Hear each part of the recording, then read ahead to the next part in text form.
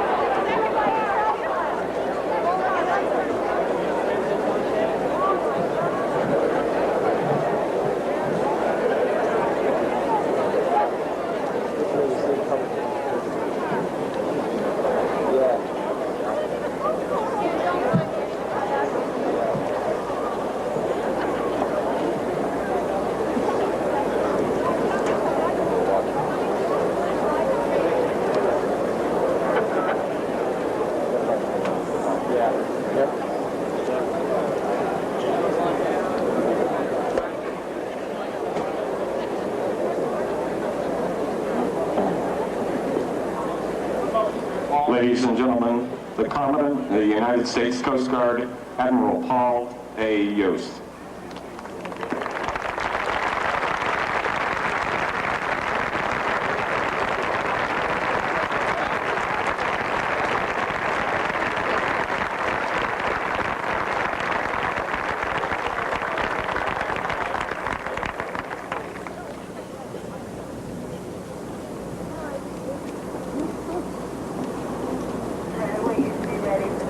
Ladies and gentlemen, the Secretary of Transportation, James Burnley.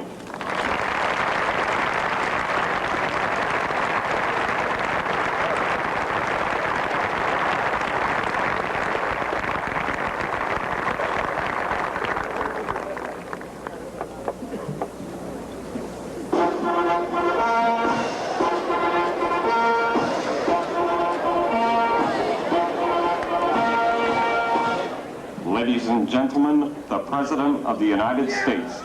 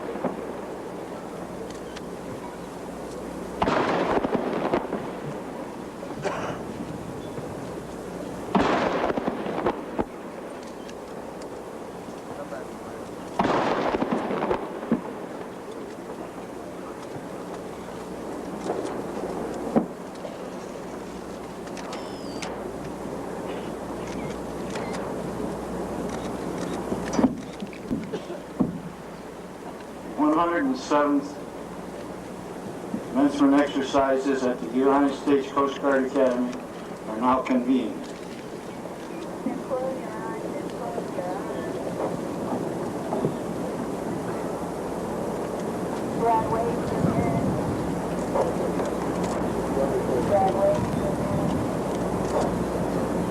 Chaplain Charles J. McCoy, U.S. Navy, the Senior Academy Chaplain, will deliver the invocation. Will the audience please remain standing until the completion of the invocation?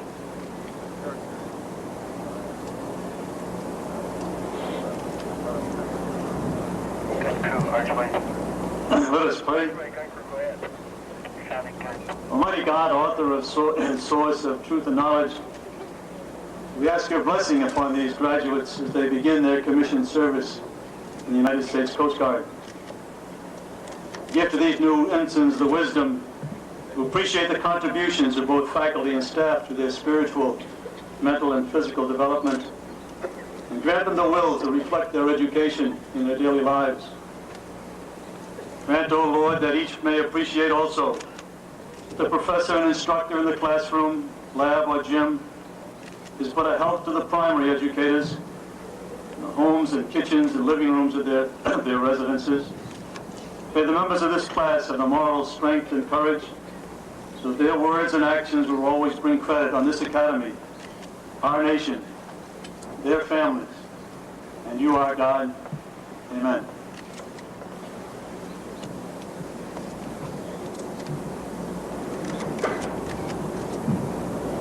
Please be seated.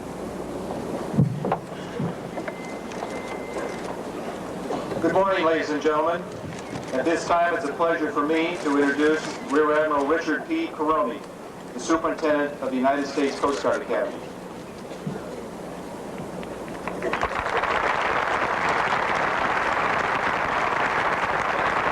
Thank you. What a glorious day. Mr. President, we're pleased and we're honored to have you here to participate in our 107th commencement exercise at our United States Coast Guard Academy. I extend, on behalf of all of us at the Academy, our warmest greetings to the Secretary of Transportation, to the Commandant of the Coast Guard, our distinguished guests, our parents and families of the graduates, and I would also like to welcome as well the distinguished members of the academic community who are with us on the dais today. Thank you, gentlemen. At this time, it is a great and distinct honor for me to introduce our Commander-in-Chief, President Ronald Reagan. Ladies and gentlemen, the President of the United States.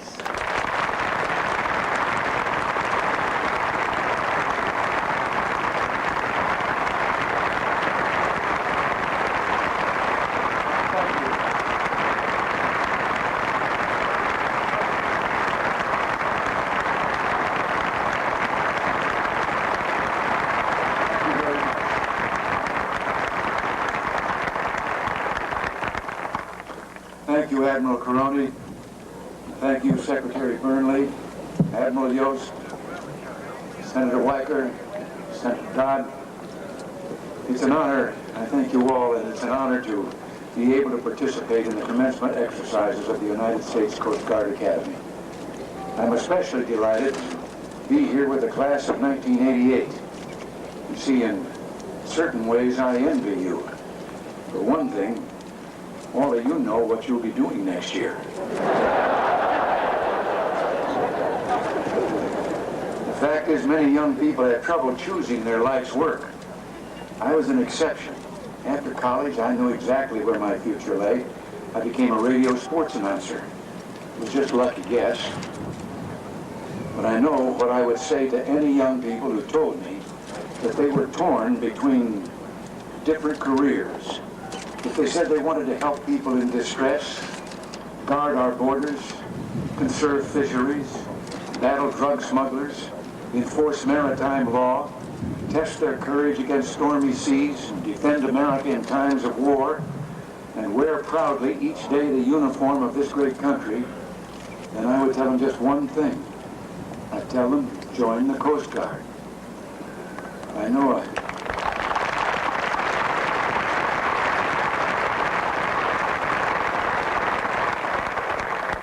a lot has happened since you started here as swabs. Were presented with a copy of Running Light and first rode the wind on America's mighty square rigger, the Eagle. Soon it'll be time for you to receive your commissions and bid farewell to the Academy. It's been said that graduation is a time of sentimental goodbyes coupled with extreme relief. One student departing his alma mater wrote inside the cover of his yearbook, "All things must pass," though I almost didn't. Now, I don't imagine that any of you wrote anything like that inside of your copy of Tide Rips. You know, as president, I have a military aide from each of the 5 services. My Coast Guard aides have been excellent. One of them taught me that, and I quote, "The Coast Guard is that hard nucleus about which the Navy forms in time of war."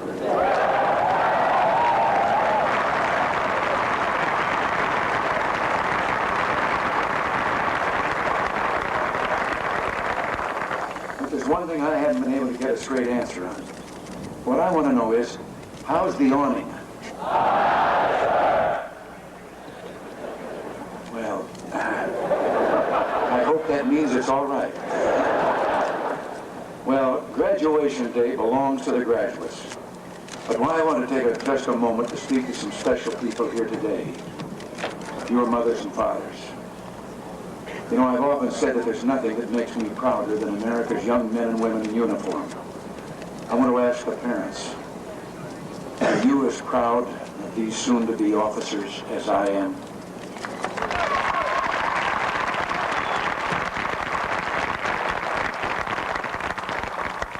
During World War II, one general said that America's secret weapon was just the best darn kids in the world. Now, that may not have been the exact word he used, but when I look at your sons and daughters today, I know exactly what he meant. And cadets, let me ask you something. For your parents, or that special teacher or friend who helped you to be here today, can we give them a very loud salute?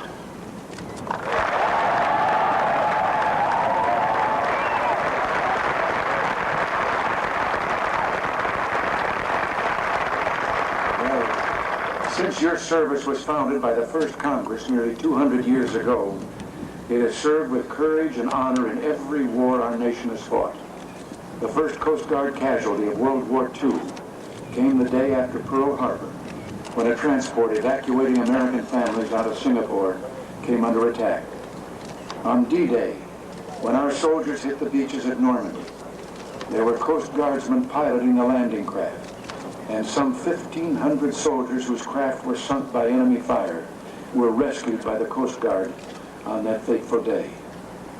Back when Washington bureaucrats were not as sophisticated or numerous as they are today, we named things more nearly for what they were.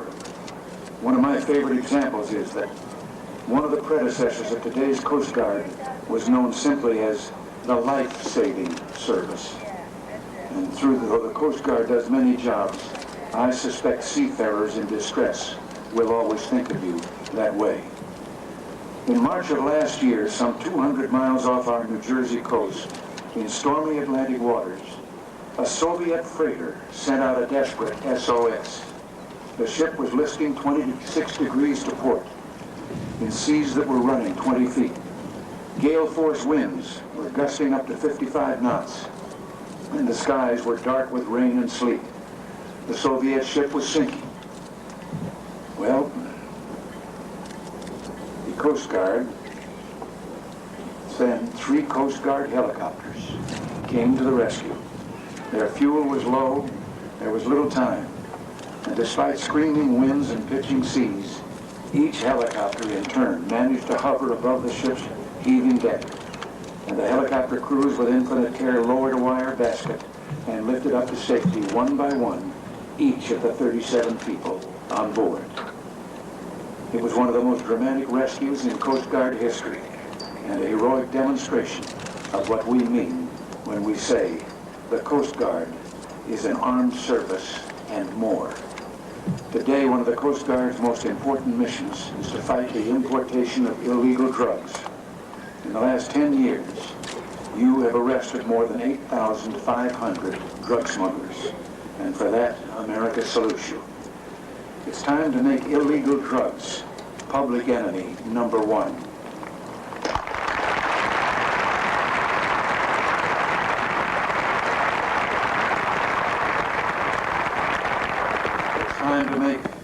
It's time to say America's tolerance for illegal drugs is 0. The Congress made a serious mistake when our fiscal year 88 budget request for the Coast Guard was reduced by $72 million and forced a curtailment of the drug interdiction effort. I hope the Congress will restore the funds necessary for you to accomplish your vital mission.